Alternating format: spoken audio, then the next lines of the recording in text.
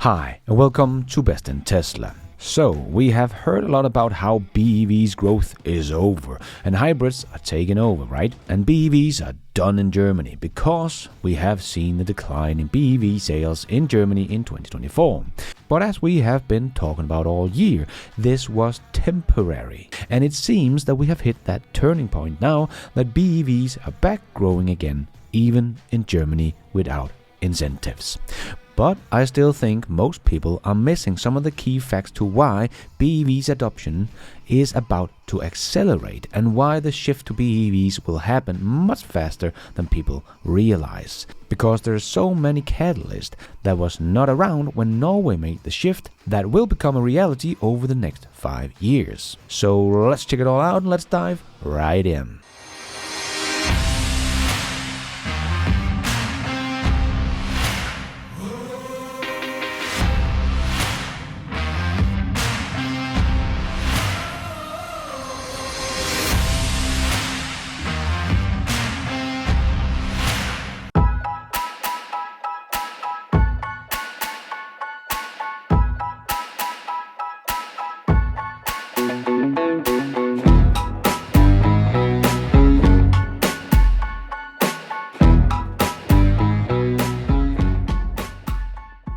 So Alex throwed some facts on the table with this post on X. To all claiming BEVs don't sell in Germany. September 2024, vehicle sales in general was down 7%. BEV sales was up 9%. Petrol vehicles were down 15.2%. Diesel was down 22%. And BEVs was up almost 9%. Don't believe in the wrong narrative mainstream media is trying to constantly feed you and the so-called experts publish. Yes, as I have been saying all year, the slowdown in BEV sales in Germany is temporary, as people get over the shock of losing the EV incentive, as we have seen play out in so many other countries, and now in Germany as well. They were down for the first 7 months, but now the BEVs is back growing again, and that will only accelerate from here on out.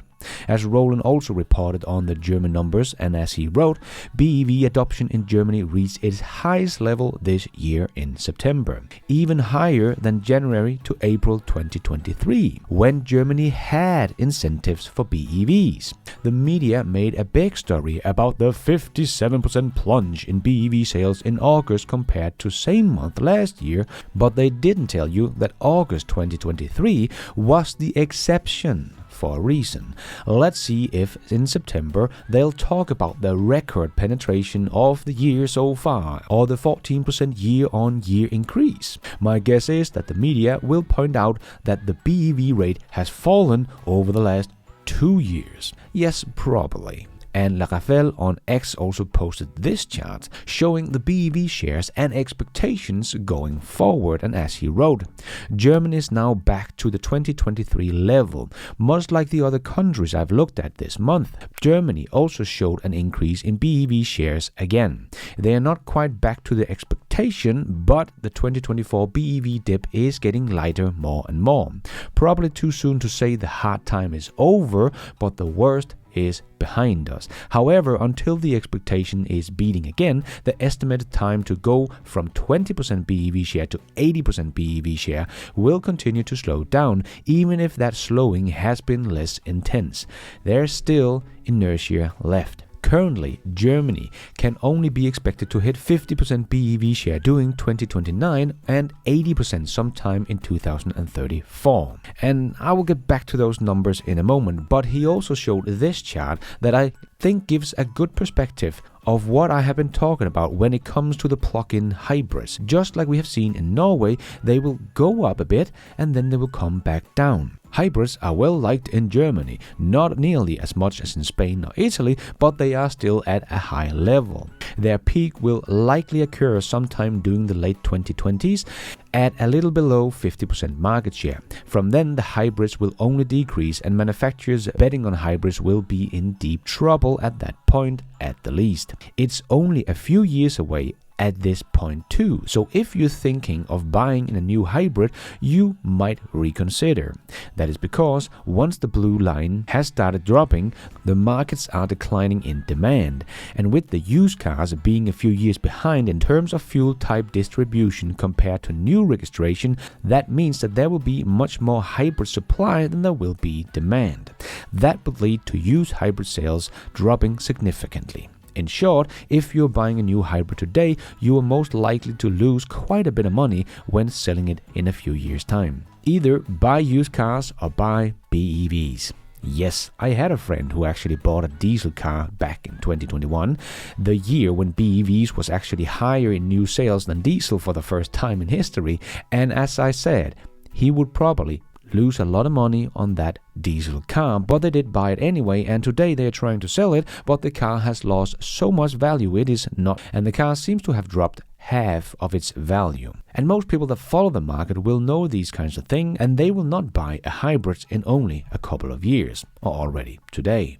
But I actually think this could happen a little faster than what La Raffle here is predicting. Also because we have seen this before happening in Norway, where they did have some incentive, but they went from 20% to 80% in only about 5 years. They are, of course, also a much smaller market, but the Germans are talking about making new incentives as they could see how much this hurt their German automakers. So I think we might see some new incentive pop up to help out the German OEMs. And we also have the fact that next year the hybrid utility factor is going to be lowered by maybe something like 30%, and that will happen again in 2027 and then the last time in 2030. So beyond that point, I really don't think anyone will still be making hybrids here in Europe, also because we get stricter emission target in Europe in 2025, so already next year, and then again in 2030. So unlike Norway, that only had incentive, Germany might get their incentive back, but also get 2 times lower utility factors for hybrids and 2 times lower CO2 emission targets over the next 5 years. So it will be a lot more uphill battle for hybrids than it was in Norway, and the pressure on the automakers to make BEVs is going to be much higher as well to be able to meet the emission targets, or they will get huge fines. And there is also the fact that many other countries in Europe are switching even faster to BEVs, as here in Denmark we are already above a 45% BEV market share, and Sweden is also rising fast, and the UK, a big market, is also growing fast again. So the German automakers are not only building cars for Germany, of course, but making cars for all the European market. So as demand for their ICE cars and hybrids in other countries are dropping even faster, it will also lower their economy of scale.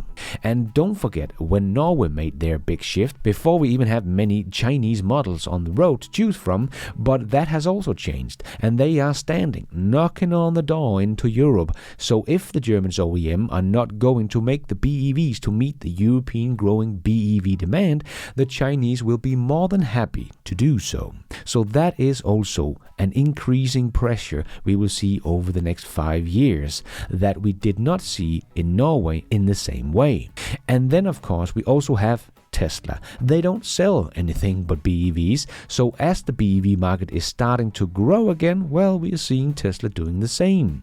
And their Model Y is already the best-selling model on the continent. So if the old guys don't get their BEV production up, Tesla will also gladly take some more market share from them as they continue to scale up the Berlin factory and build their expansion of the factory and ramp that one up with some more affordable BEV models as well. So all of this pressure is building up for the German OEMs, and that is why I personally think that it might happen a bit faster than what Le Raffle shows here in his charts. And a lot of unexpected things can of course happen, but if all of this that we've just talked about is going to play out as is planned for now, I think the pressure will become too big for the old guys to keep pumping up their hybrids, as they will lose their emission value, and that the customers don't want to buy that car that is going to be obsolete obsolete in only a couple of years. And Tesla and the Chinese will become an increasing pressure on their market share in Europe. And we know they are already losing China as we speak, so that will also hurt their economy of scale even further. It is not only the European market that will increase the pressure on the OEMs. China's very fast shift to EVs will also have a huge effect on the German OEM, as many of them have like 40 to 60% of their profits coming from China. And China is the biggest market on the planet, so if they go 100% or 80% BEVs before this decade is over, that will also have a huge effect on the European OEMs as well. So I still expect that the European market will be much closer to 80% BEVs by 2030. As the more BEV is taking over both in Europe and in China, and the rest of the world for that matter, the less financial sense it makes to keep pumping money into a dying breed of ICE cars. Just like we saw in Norway. They are not expected to hit 100% BEV sales before sometime next year, but already in 2023 we had seen 2 large OEMs stopping all ICE sales in the country because it just didn't make any more sense financially. And the same thing will probably play out for the rest of Europe. But we of course don't know, and the big question is of course, will this shift be too fast for the legacy automakers to survive, and what will that do to the transitions to BEVs? Because the German industry is of course the backbone of the German economy, so they will of course get bailed out. But if some of them closes shop, we will of course lose those BEV sales as well from them. So a lot of things can of course happen over the next 5 years, but if everyone is being kept alive and all that is planned now with the emission targets and utility factors and the pressures coming from Tesla and the Chinese that will only increase over the next 5 years, combined with China making their shift completely or close to it, I find it unlikely that we will have less than 80% BEV market share by the end of this decade, give or take a year. But nice to see BEV market share is back growing in Germany, as that will of course have an effect on the entire European market. And we can see that Tesla is of course still the best-selling EV brand in Europe by far, and they have the 2 best-selling models also by far. And no, it's not like we're waiting for the competition anymore. As you can see, here is the list of the many models in Europe. There is an insane amount of EV models to choose from in Europe. The competition has come, and Tesla is still the one leading the race by a huge margin. So nothing has really changed in my opinion. BEVs are still taking over, the Chinese are still coming, and the legacy automakers are still shrinking and shaking in their boots, and Tesla is still leading the way. And thank you for watching. And until next time, take care out there and be nice.